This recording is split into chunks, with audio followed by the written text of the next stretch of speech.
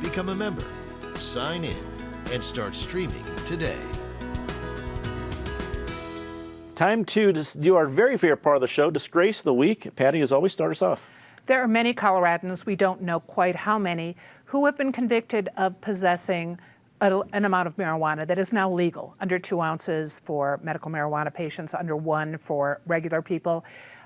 2 days from now, Governor Jared Polis will be able to do a mass expungement of their convictions. We haven't heard a word about how and when this is going to happen, but now is the time to let these people go out and get jobs, get this off their record. Michael.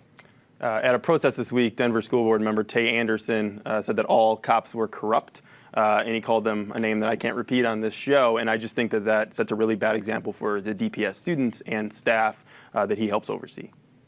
Eric, we go to you. There's a tradition in this country, it's the hallmark of this country, it's called the peaceful transition of power between presidents, particularly if an incumbent president is defeated. Donald Trump this week went out of his way not to commit himself to such a transition, to even call it into question. We are heading into a very frightening, scary period, not between now and the election, but between the election, in the aftermath of the election, between it and January 20th. And we need to maintain some degree of cohesion. Reality shows always have a good cliffhanger, Eric. Natasha, we go to you next.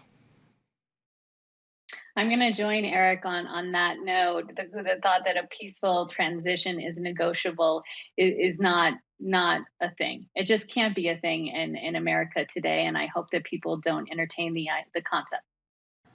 Time to say something nice about somebody rather quickly. Patty.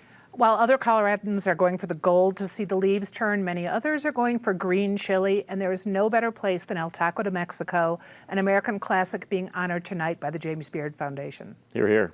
Michael. Last year, the governor put together a behavioral health task force, which put out some recommendations this week on improving our mental health system. So I would encourage people to check that out as an important issue for our state. Eric. Colorado Secretary of State Jenna Griswold. I've sometimes been critical of her as for a little too much self-promotion, but she is running a solid process here in this election. It's under a microscope. Colorado has paved the way for vote by mail, and Jenna Griswold is doing an honorable and very competent job of administering it. Natasha, we come to you. In a world dominated by news about elections and about the pandemic, I was really, really pleased this week to see Westward's story on murals in Denver. It's expansive. It gives a wonderful history. It brings the story up to date, and I think leaves a lot of moments for you to think about the future of arts and culture in the city of Denver. So kudos to Westward and the writer Kyle Harris.